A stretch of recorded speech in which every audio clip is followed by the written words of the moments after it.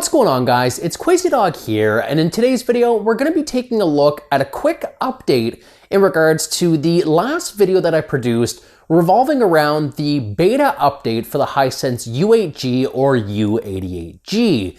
Now, specifically, some of the major fixes that were rolled out within this beta update, which, by the way, I don't know when it's coming out. I'm trying to get a date for you guys, but it's still up in the air based on tests. But specifically, the error they were aiming to correct was the resolution issue with the vertical resolution, specifically showing us only 3840 by 1440p in 4K 120 Hertz. Now, based on the findings in the last update, we can see that we do have now full 4K resolution in 120 Hertz, so 3840 by 2160. But I had made mention that there was an issue with the variable refresh rate and the fact that I could not for the life of me get it working, and in the end, my decision was to roll back this update. Now, I got lazy, I didn't roll it back, but something interesting happened, and I don't quite know what it is, but I'm gonna chalk it up myself to user error. If you guys want to take a look at this footage here, you can see that now with this beta update, I'm fully utilizing the 4K 120 frames, 3840 by 2160 with variable refresh rate enabled. Now, the other really unique circumstance is we also have that full local dimming support as well. So what I ended up doing was I tinkered around a bit. I was calibrating some colors when it comes to this TV shortly after producing the last video, and I happened to notice that local dimming was actually disabled even when I was using my Apple TV, and I didn't quite know why. I figured,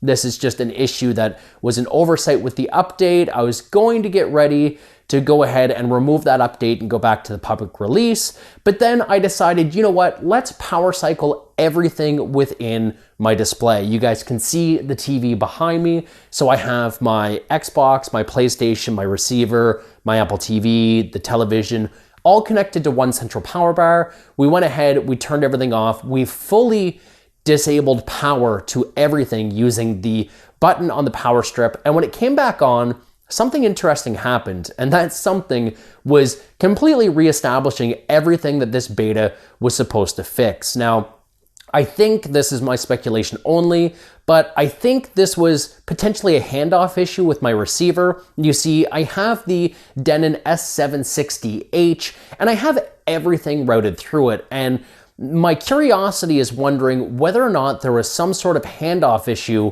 where things were being sent to the receiver and the receiver wasn't reestablishing that handshake with the TV, leaving a lot of things disabled and not working. So by actually fully power cycling everything, when I started going through the process again, I went back to the Xbox after realizing that local dimming was re-enabled on my Apple TV, and I put on Forza Horizon, and unbeknownst to me, all of a sudden variable refresh rate started to work. Now, Freesync does work as well. However, what I'm actually choosing to do is use the variable refresh rate that's built into the HDMI 2.1 standard being sent from the Xbox Series X. And because that's running and I have FreeSync turned off, it's actually reestablished the full array local dimming as well. So I have mine set to medium. I find it's a good trade-off. Contrast is a little bit better on high, but oddly enough, it does darken things a little bit outside of my preference. But now, with this new beta update,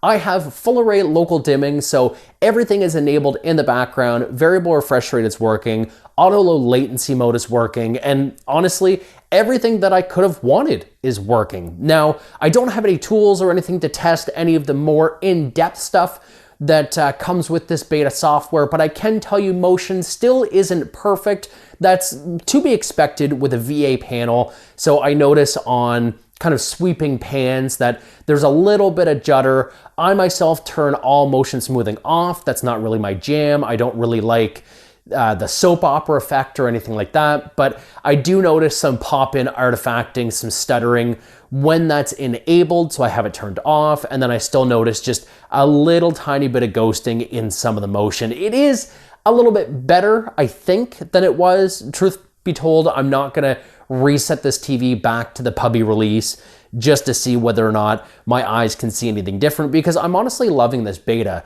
So just a very quick update for you guys to let you know that yes, on the new update, variable refresh rate is working. No, I can't give you the update. No, I don't know when it's coming out. I do know that there's a lot of people talking about this beta online, whether it's the AVS forums, whether or not it's on Reddit, and there are some people who have suggested some avenues to get it yourself. I myself received this from the Hisense Canada R&D team based on some testing that I'm doing for them with this platform. So that's why I have it, but I'm not able to share it because it's not mine to give.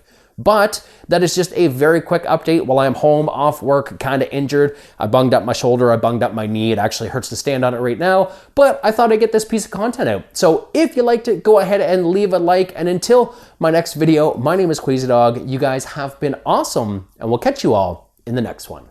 Take care.